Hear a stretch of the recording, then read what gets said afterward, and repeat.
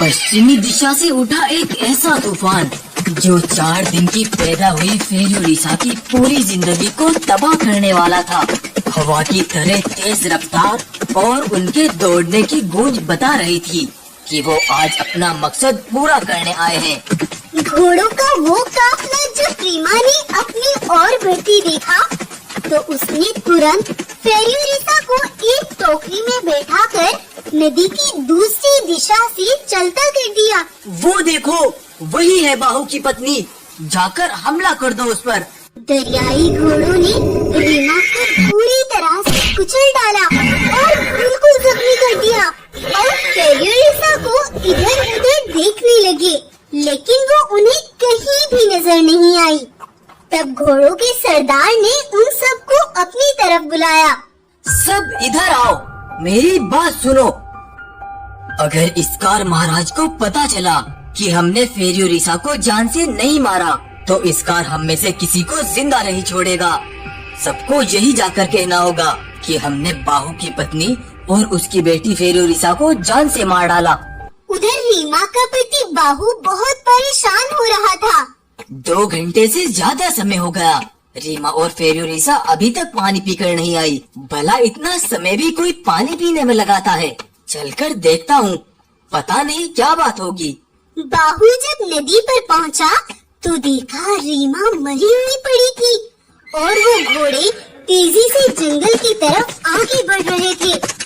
बाहु वहाँ से भागता हुआ तेजी से सीधा अपने छोटे भाई इसकार के पास पहुँचा। भाई, दरियाई तूफानी घोड़ों ने मेरी बेटी और मेरी पत्नी का जीवन छीन लिया। अब वो मेरे जंगल के मासूम जानवरों को भी मार डालेंगे। तुम जवान हो, ताकतवर हो, तुम मेरे साथ चलो। इधर बाहु इसकार की मिन्नतें कर रहा था और उधर तूफानी दरियाई घोड़े ने उसकी प्रजा पर जुल्म कर रखे थे। तब वहीं इसकार अपनी पीठ पर बाहु को लात कर लाता है और जानवरों के सामने फेंक देता है।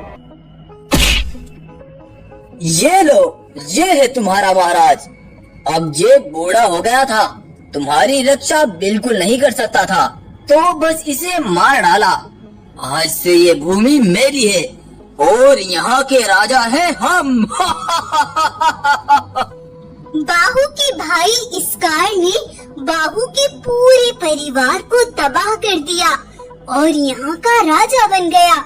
उधर फेरुरिसा एक दिन तक लगातार चलती चलती नदी में बहती हुई आगे चली जा रही थी। वहाँ एक मछुआरा भालू यहाँ से मछलियाँ निकालता था, लेकिन आज जब वो मछलियाँ निकाल रहा था तो उसके पिंजरे में कुछ भारी सा फंस गया। अरे ये क्या? मछली तो इतनी भारी नहीं होती। देखता हूँ, पता नहीं क्या है इसमें। भालू ने जब जाल खोल कर देखा तो उस टोकरी में जीती जागती एक शेरनी थी। अरे ये बच्ची तो बिल्कुल ठीक है। कोई जालिम ही होगा जिसने यूं मासूम बच्ची को बेसहारा करके छोड़ दिया। खैर, अब से ये मेरी बेटी है। तब मछुआरा भालू उसे अपने घर ले आया। ये हमारी बेटी है, आज से ये हमारे साथ रहेगी। अरे तुम्हारा तो काम है किसी भी एरे गेरे को उठा के ले आना। अब ये ना जाने किसे उठा कर ले आए हो। तुम अपनी जुबान बंद रखो। देख नहीं रही हो कितनी मासूम है ये? तुम इसका कुछ नहीं करना चाहती तो मत करना, लेकिन आज से ये मेरे साथ ही रहेगी और मैं पालूंगा इसको। मछुआरा भालू उसे अपने साथ रखता और खुद ही उसके सारे काम करता। भालू मछुआरा उसे पाल रहा था और उधर इसकार के ही जंगल में एक शेरनी भेष बदल कर छुप छुप कर रहती थी। देर रात होने से पहले पहले वो अपने घर लौट जाती। आ गई तुम? किसी ने देखा तो नहीं तुम्हें अंदर आती? नहीं, इसकार अभी अपने सिपाहियों के साथ ही यहाँ से निकला है, तो मैं भी जल्दी से अंदर आ गई। दरअसल ये शेरनी कोई और नहीं बल्कि फेरुरिसा की माँ रीमा ही है। जब इसकार के घोड़ों ने उसे पूरी तरह से कर दिया था, तो गाय उसे खींचकर अंदर एक घर में ले गई थी और अंदर का दरवाजा बंद कर लिया। गाय ने रीमा के जख्मों को सूखने के लिए उसे जड़ी बूटियां खिलाई और कुछ ही दिन बाद रीमा स्वस्थ हो गई।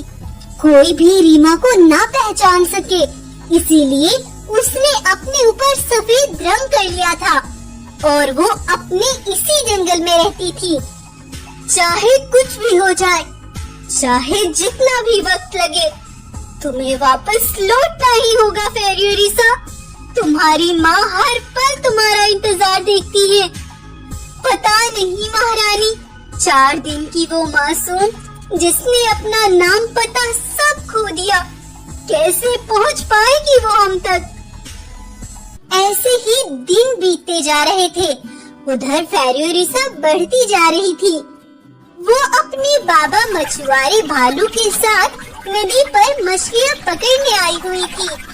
मछुआरा भालू इधर नदी से मछलियाँ निकाल रहा था और उधर दूसरी तरफ गाय वही घास चरने आई हुई थी। तभी उसकी नजर फेरियोरिसा पर पड़ गई। क्या ये मेरी आंखें क्या देख रही है? अरे ये तो फेरियोरिसा है। लेकिन गाय उन तक पहुंच पाती उससे पहले ही वो वहां से चले गए। गाय तेजी से भागती हाँफती रीमा शेरनी के पास आई। महारानी जी, आज हमारी तलाश पूरी हो गई। मैंने आज एक मछुआरे के साथ फेरियोरिसा को देखा। क्या तुम सच कह रही हो? मुझे ले चलो उसके पास। वो नदी के दूसरी तरफ थी महारानी। मैं जब तक उस तक पहुंच पाती तब तक वो वहां से चली गई थी। मुझे उसी नदी तक ले चलो गाय। गाय और रीमा तुरंत उसी नदी तक पहुंच गई। इस नदी के रास्ते कहाँ तक जाते हैं गाय? महारानी जी, ये नदी तो बहुत बड़ी है। इसके रास्ते बहुत दूर दूर तक फैले हुए हैं। पता नहीं हम कैसे तलाश पाएंगे उसे। गाय बहन, अब उसे तलाशने के लिए चाहे कुछ भी करना पड़े, लेकिन हम उसकी खोज कर रहेंगे। रीमा और गाय सुबह ही निकल जाते और शाम तक फेरियोरिसा का ठिकाना ढूंढने लगते। कई दिनों तक उन्होंने फेरियोरिसा के ठिकाने को ढूंढने में लगा दिए।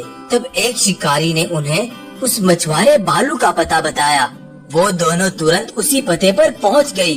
तो उन्होंने देखा फेरियोरिसा सही सलामत झोपड़ी के सामने टहल रही थी। मेरी बच्ची, तुम कितनी बड़ी हो गई फेरियोरिसा। तुम्हारी माँ ने तुमसे मिलने के लिए कितना इंतजार किया। माँ? कौन माँ? मेरी कोई माँ नहीं है। मेरे बस बाबा है। बेटा, यही तुम्हारी माँ है। हम तुम्हें सारी सच्चाई बताएंगे। हमारे विवाह के पूरे 20 साल बाद, जिस दिन तुम्हारी गूंजती किलकारियों ने हमारी जिंदगियों में खुशियाँ बिखेर दी, उसी दिन किसी ने इन खुशियों को छीनने की भी ठान ली थी। तुम्हारे पिता बाहु अपने बाद अगर किसी पर सबसे ज्यादा भरोसा करते थे तो वो था स्कार। स्कार को हमेशा से लालच था बाहु की भूमि पर राज करने का। लेकिन कई सालों बाद चूंकि तुम जंगल का वारिस बनकर पैदा हो चुकी थी, तो ये बात स्कार को बिल्कुल हजम नहीं हुई। वो तुरंत अपने जंगल गया और अपने सिपाहियों से कहा, आज तक मैं उस बूढ़े बाहु के मरने का इंतजार करता रहा हूँ, लेकिन इससे पहले उसकी वो बेटी बड़ी होकर जंगल में से जमीन का हिस्सा मांगने लगे। जाकर उसके प्राण नोच लाओ। अब बेफिक्र हो जाए महाराज। वो दरियाई घोड़े हमने उसकी तबाही के लिए ही पाले हुए हैं। और ये सारी बातें मैंने सुन ली थी। इससे पहले मैं महारानी तक पहुंच पाती, उन घोड़ों ने सब तबाह कर दिया। बेटा, उस दिन जब दरियाई घोड़ों ने मुझ पर हमला किया, तो मैंने तुम्हें बहती नदी के पानी में रख दिया और तुम चलती चलती भालू के इस घर तक पहुंच गई। लेकिन अब उस स्कार से बदला लेने का वक्त आ गया है बेटा। रीमा ने फेरियोरिसा को जब सारी सच्चाई बताई तो फेरियोरिसा को याद आ गया और मछुआरा भालू भी वहाँ पहुँच गया। अरे बेटा, ये कौन है? तब फेरियोरिसा की माँ ने उसे सारी सच्चाई बताई। फेरियोरिसा को पालकर भालू भाई, तुमने हम पर बहुत बड़ा एहसान किया। मैं पास के जंगल की महारानी हूँ। भले ही अभी मैं छिप कर रहती हूँ, लेकिन वक्त आने पर जालिम का अंजाम बुरा होगा। कभी भी कोई काम पड़े तो एक बार मुझे जरूर पुकारना। मैंने इसका नाम वीना रखा था। इसे तुम्हारे साथ भेजने का मन तो नहीं है, लेकिन खुशी इस बात की है कि वीना को अपनी माँ मिल गई। और रही बात बदले की कि इस कार को चंगुल में कैसे फंसाना है, वो मैं खुद देख लूँगा। तुम? लेकिन कैसे भाई? वो सब तुम मुझ पर छोड़ दो। तब भालू इस कार के ही पास उसके जंगल में गया। महाराज, मैं एक मछुआरा हूँ। अभी भी समुद्र से मछलियाँ लेकर आ रहा हूँ, लेकिन कल एक ऐसा सौदा हाथ लगा था जिससे मैं करोड़पति बन सकता था। कल मेरे पिंजरे में मछलियों की जगह सोने की अशरीफियों का भरा एक मटका फंसा था, लेकिन उसका इतना वजन मेरा जाल संभाल नहीं पाया। अगर तुम उसे मेरे साथ मिलकर निकालना चाहो तो हम दोनों आधा आधा बांट सकते हैं। हाँ हाँ भालू, क्यों नहीं। क्या तुम उस नदी का पता जानते हो? मैं उस जगह के चप्पे चप्पे को जानता हूँ महाराज। बस आप मेरे साथ चलो तो फिर ठीक है, कल ही हम वहाँ तक पहुँच जाएंगे। स्कार अपने सिपाहियों के साथ जहाज लेकर नदी में उतर गया और भालू भी पीछे पीछे अपनी कश्ती में चल दिया। हाँ हाँ महाराज, उस बड़े पत्थर के पास ही अशरीफियों का बड़ा मटका है।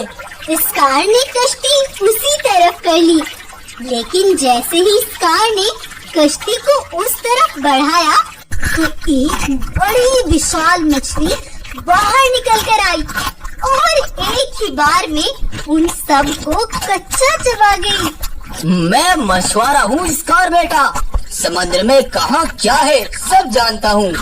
तुझसे पहले भी ना जाने ये मछली कितने लालचियों को निगल गई। और आज रीमा और फेरियोरिसा का बदला पूरा हो गया। तो आपको ये कहानी कैसी लगी, हमें कमेंट करके जरूर बताएं। अगर आपको कहानी पसंद आई है तो इसको लाइक और शेयर जरूर करें।